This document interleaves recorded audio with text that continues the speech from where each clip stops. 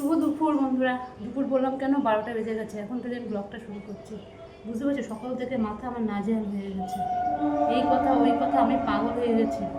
আমি রান্না বসিয়েছি, বর খেয়ে চলে গেছে, ঠিক আছে। তার মধ্যে হাতটা আমার পেকে অবস্থা খারাপ হয়ে গেছে। বুঝতে পারছো, এই নিয়ে আমাকে করতে হচ্ছে, অবস্থা খারাপ।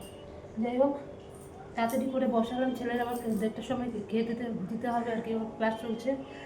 একদিকে ভাত হয়ে গেছে, ডাল সিদ্ধ ডিম সিদ্ধ দিয়েছি। এখানে ঢেঁড়স দিয়ে আলু দিয়ে পোস্ত দিয়ে করেছি, পোস্ত সর্ষে দিয়ে করেছি। আগের দিনে কত সোয়াবিন পড়েছে, কিন্তু কালকে নিরামিষ, আমরা খাইনি, সব পড়ে রয়েছে। পটল ভাজা, ডাল, সোয়াবিনের তরকারি সব পড়ে রয়েছে। এখন আবার ভেন্ডিটা নষ্ট হয়ে যাচ্ছে, ফ্রিজে থাকলেও নষ্ট হয়ে যাচ্ছে। ওই জন্য ভেন্ডিটা করে নিয়েছি। কালকে তো পটল খেতেই পারবো না, এই জন্য পটল আর করিনি, কারণ রথের দিন বলে পটল খেতে নেই, যা শুনেছি। পটল, তারপর কলমি শাক এসব বলে খেতে নেই। ওই জন্য ওগুলো আর, কলমি শাক তো নেই, আর পটলও খাবো না। পটলগুলোকে বাইরে একটু বের করে রেখেছি, রেখে তারপর আবার ফ্রিজে ঢুকিয়ে রাখবো। ওই ঢেঁড়স দিয়ে ভেন্ডি দিয়ে করে রেখেছি, ওই করলাম, ঠিক আছে। একটুখানি কুমড়ো ছিল, কুমড়ো চাকচাক করে কেটে ভাজা করলাম, বুঝলে। রান্না মোটামুটি হয়ে গেছে। হ্যাঁ, এখন এটা নামালেই হয়ে যাবে। বাসন কটা ধুচ্ছি এখন, ধুয়ে টুয়ে সবজি বাজারগুলোকে সব উঠাবো, উঠিয়ে তারপরে আর শেষ হবে। কী তাড়াতাড়ি করছি, এতক্ষণ ধরে তো সেই কথা এই কথা, বাপরে বাপ, মাথা আমার পুরোপুরি হ্যাং হয়ে গেছে। চলো বাসন কটা ধুয়ে নিয়ে আগে, এতগুলো বাসন করে। দেখো, রান্না মোটামুটি কমপ্লিট হয়ে গেছে।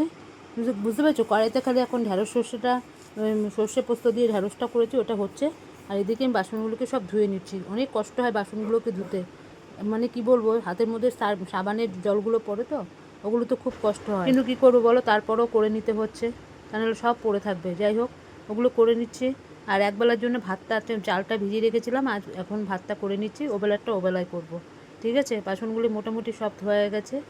এখন ওই চায়ের বাটিটা ধুচ্ছি, তারপরে আর যেটা চালটা ভিজিয়ে রেখেছিলাম ওটা ভিজানোই রয়েছে, এটা ভাত টাত খাওয়ার পরে ওই ভাত, মানে চালটা বসিয়ে দেবো, অর্ধেকটা ফুটিয়ে তারপরে বন্ধ করে রেখে দেবো, রাত্রেবেলা করবো। আমি এইভাবেই গ্যাসগুলোকে বাঁচাই, জানো তো। তা নাহলে প্রচণ্ড গ্যাসের দাম, কীভাবে গ্যাস অপচয় করা তো ঠিক না। যাই হোক, আমার এদিকে সব কিছু রান্নাবান্না কমপ্লিট হয়ে গেছে। এবার গ্যাস ট্যাসের ওগুলোকে সব মুছবো, মুছে একদম পুরো পরিষ্কার হয়ে যাবে। ছেলের জন্য ডাল সিদ্ধ দিয়েছিলাম আর ডিম সিদ্ধ দিয়েছিলাম, ওগুলোকে সব এক জায়গায় করলাম, করে এবার ডালটাকেও নামিয়ে নিলাম, কারণ প্রেশার কুকারটা ধুতে হবে তো, নাহলে তো ওইভাবে শক্ত হয়ে থাকবে ডালের ইয়েতে। ওই জন্য সব ওগুলোকে আলাদা করে রাখলাম, করে এবার প্রেশার কুকারটাকেও জল দিয়ে ভিজিয়ে রাখি কিছুক্ষণ, তারপরে ধুয়ে নেবো। তা নাহলে প্রচণ্ড কষ্ট হয় মাছ দিয়ে এগুলো, জানো তো। তারপর ডিমগুলোকে আবার ছুলাতে হবে, ডিমগুলোকে ছুটিয়ে সব রাখতে হবে। এদিকে আমার তো ঢেঁড়সের ওটা হয়ে গেছে, মানে দুদিকে আমার হাত চলছে, একদিকে এটা করছি, একদিকে ওটাও করছি। ঢেঁড়সটা মোটামুটি হয়ে গেছে, এবার নামাতে হবে। ওই জন্য জায়গাটা পরিষ্কার করে নিলাম ভালো করে। তোমরা তো জানো আমি কতবার যে মুছি জায়গা, তার নেই ঠিক। ওই জল পড়ে, এই নোংরা সেই নোংরা, ওই জন্য আমি যতবার কাজ করি ততবার আমি জায়গা মুছি, এই পিছন টিছন সব এগুলোকে। নাহলে তেলচিটা হয়ে থাকে, আমার একদম ভালো লাগে না। ওই জন্য যতবার হবে আমি ততবার মুছে নিই, পুরো পরিষ্কার করে রাখি, কেউ যাতে এসে না বলতে পারে যে খুব নোংরা, আমার একদম পছন্দ হয় না। যাই হোক, ওগুলো আমার হয়ে গেছে। এদিকে আমার ঢেঁড়সটা কিন্তু ফুটছে, অর্ধেক হয়েও গেছে। আমি এই ফাঁকে আমার এই বাসের গ্যাস ট্যাসগুলোকে সব মুছে নিই, সময় নষ্ট করে তো লাভ নেই। ওই জন্য ওটা হচ্ছে ওদেরও, আমার এই পাশে এগুলোকে করে নিই। প্রেশার টুকারগুলোকে ধোবো, ওটা তো ভিজিয়ে রেখেছিলাম। তারপরে ছেলে, এদিকে তো 1:30 বাজতে চলছে, ছেলেকে খেতে দিতে হবে, ঠিক আছে। ছেলে দুটো খেয়েই আবার ক্লাস করবে, আরেকটা দ্বিতীয় ক্লাসটা করবে 2টো থেকে, ওটা বুঝতে পারছো, মানে 8 ঘন্টা সময় পাই খাবার।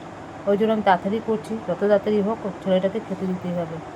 আজকে ছেলে সকালবেলায় স্নান টান করে নিচে, বলে না মা, দুপুরবেলা খুব কষ্ট হয়, ওই স্নান টান করে এসে বসে খাওয়া ওইটুকুনি টাইমের মধ্যে হয় না। ওই জন্য আজকে ছেলে সব ভালো করে সকালবেলা স্নান টান করে নিয়েছে, ব্যাস। এখন কিন্তু স্যারের পড়াটা শেষ হলে ওকে দুটো খেতে দেবো, খেয়ে নিলে তারপর আমরা খেয়ে নেবো। আমার এই প্রতিদিনের এই সোম থেকে শুক্রবার আমার এখন প্রচুর চাপ পেরেছে, চাপ মানে প্রচুর চাপ। আমাকে অন্তত ওর জন্য আমাকে 1:30টার মধ্যে রান্না করতেই হয়, নাহলে প্রচণ্ড কষ্ট হয় গো। ছেলেটার একটুখানি খায় তার মধ্যে, আর বলো না, যদি না খেয়ে যদি পড়তে বসে যায় কতক্ষণ মানুষ পড়তে পারে। ওই জন্য আমি যতটা তাড়াতাড়ি পারি ওর জন্য আমি সব করে রেখে দিই, খুব কষ্ট হয় না। লেগে এদিকে আমি প্রেশার কুকারটা ধুয়েও নিচ্ছি, ওগুলো সব হয়ে যাচ্ছে, বুঝতে পেরেছো। কড়াইটা আগে ধুয়ে নিলাম, রান্না কমপ্লিট আমার। রান্নার জন্য কড়াইটা ধুলাম, ঢাকনাটাও ধুয়ে রাখলাম, প্রেশার কুকারটাও ধুয়ে রাখবো, ব্যাস আমার এদিকে কাজ কমপ্লিট একদম। বাসন রেখে দেওয়া, গ্যাস ট্যাসগুলো না মুছে এগুলো ফেলে রেখে দেওয়া আমি একদম পারি না, আমার খুব বাজে লাগে। ওই জন্য সব আস্তে আস্তে সব ধুয়ে নিচ্ছি। এদিকে আমার গ্যাস ট্যাস মোচা সব হয়ে গেছে, প্রেশার কুকারও ধুয়ে নিলাম, মেজে ঘষে রেখে দিলাম, ব্যাস। এবার দিকে ছেলেটা পড়া হলে এবার ছেলেটাকে দুটো খেতে দেবো, আর কোনো কাজ নেই, সব কাজ হয়ে গেছে। আজকে স্নান করবো না, কেননা একটু বৃষ্টি পড়েছে, ঠান্ডা ঠান্ডা তো, আর এমন কিছু রান্না করি না, অত ঘামও নেই, ওই জন্য আর আজকে চান করবো না। এই চান করে করে না একবার মাঝখানে আমার খুব কাশি হয়েছিলো, আবার যদি ঠান্ডাটা লেগে যায় ওই জন্য আর করবো না। আর আমাদের কলের জলটা কী বলো তো, খুব ঠান্ডা, খুব গরমের দিনে এত ঠান্ডা, মানে কি বলবো, এত আরাম লাগে। কিন্তু আবার শীতের দিনে না প্রচণ্ড গরম জল বেরোয়। তোমাকে আর অন্যভাবে গরম জল করতে হবে না, এত সুন্দর গরম জলটা বেরোয়।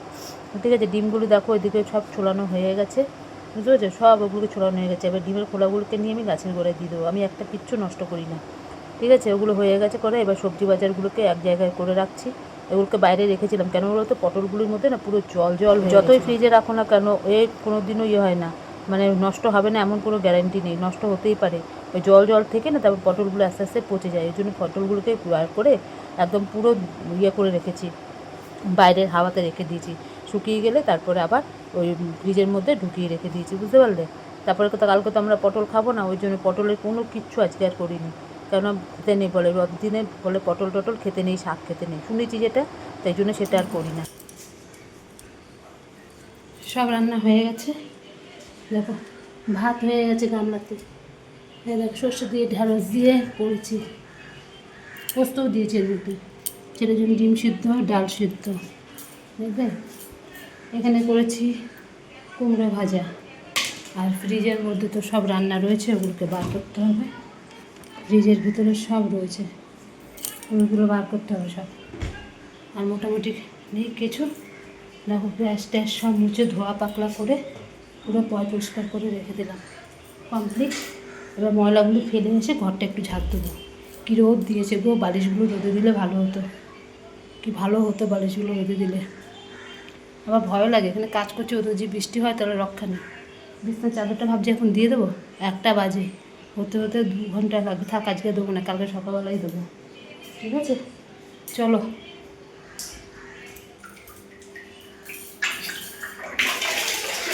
কলটা চালু করে দিলাম, আজকে আর স্নান করবো না, গলাটা একটু ব্যথা ব্যথা আছে।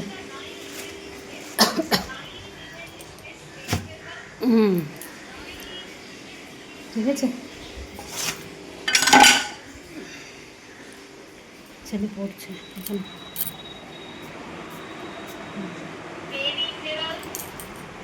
কাজ করছে ওর মতন, একটু আমার ছেলেটা বসে থাকে না, সকালবেলা উঠেই বই নিয়ে বসে পড়ে, এদিকে রাত্রে 12:30 পৌনে 1টা আমি টেনে হাত থেকে বই নিয়ে নিই, আর যদি তুই এখন রাখ, কারণ দুপুরবেলা ঘুম হয় না, কারণ আবার সব শুরু হয় 2টো থেকে, আবার 5টা 5:30 অবধি।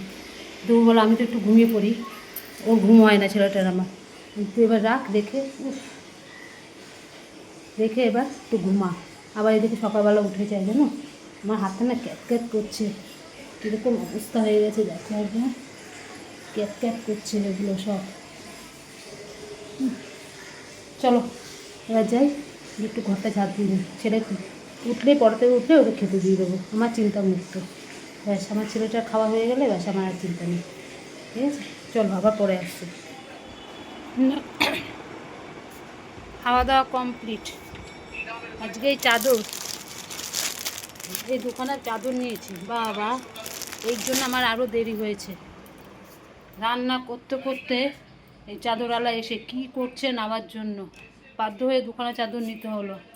যাই হোক, এই খাওয়া দাওয়া হলো, ছেলে আবার শুরু হয়ে গেছে ক্লাস, আমাদেরও খাওয়া দাওয়া সব হয়ে গেছে, বাসন টাসন ধুয়ে আসলাম, জামা কাপড় তুলে আসলাম, আবার মেঘলা করে ফেলেছে, পুরো আকাশ মেঘ, বৃষ্টি আসছে। ঠিক আছে, চলো, দেখো চোখ মুখের কী অবস্থা। এখন যাই, গিয়ে এখানে ছেলে ক্লাস করছে বলে আমি চলে আসলাম বারান্দার দিকে, এখন গিয়ে একটুখানি শোবো, বুঝলে। আজ রাতে আবার ভাত করতে হবে, এই জন্য চালটা ভিজিয়ে রেখে দিয়েছি, এবেলা যেটুকুনি ছিল করে নিয়েছি, ওবেলা ছেলে তাড়াতাড়ি খাবে ওই জন্য অল্প করে ভাত করে নিয়েছি, চাল নিয়ে করেছি, এবার ওবেলাটা ওবেলা করে নেবো। চলো, হাতটা জ্বলে যাচ্ছে।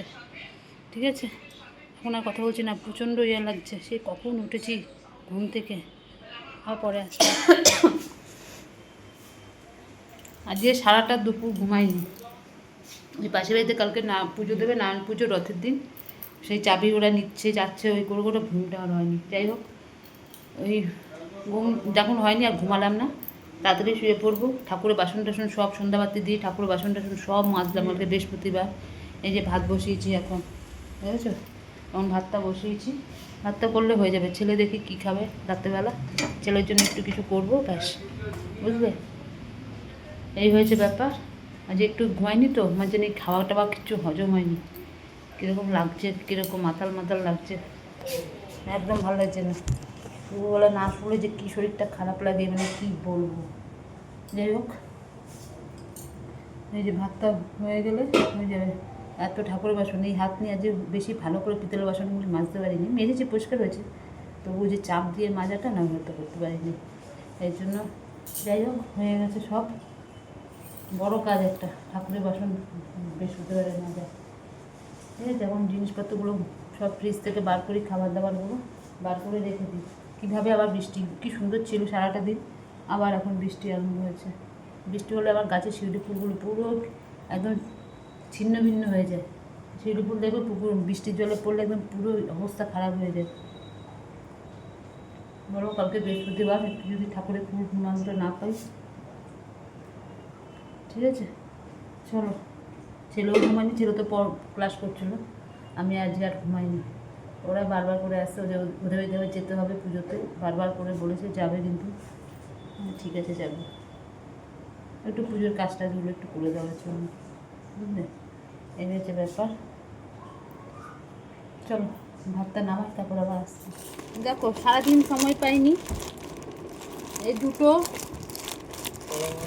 দেখো বিছনার চাদর নামার একদম ইচ্ছে ছিল না, একদমই ইচ্ছে ছিল না।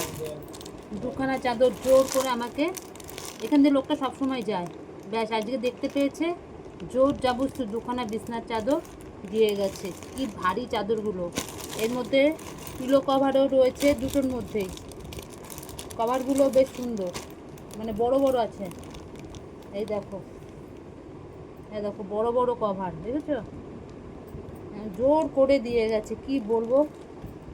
আমার কিচ্ছু ইচ্ছে ছিল না একদমই, কারণ আমি পয়সা আমার কাছে আমি রাখি না, সোজা কথা। এবার কি করব কি করব, সে কীরকম করছে, বলছে আমি এতদিন আমি করিনি, আসিনি, এই দুটো নিয়ে অন্তত। এটারও তাই, দুটো কভার আছে কাছে আছে, এটারও দেখো,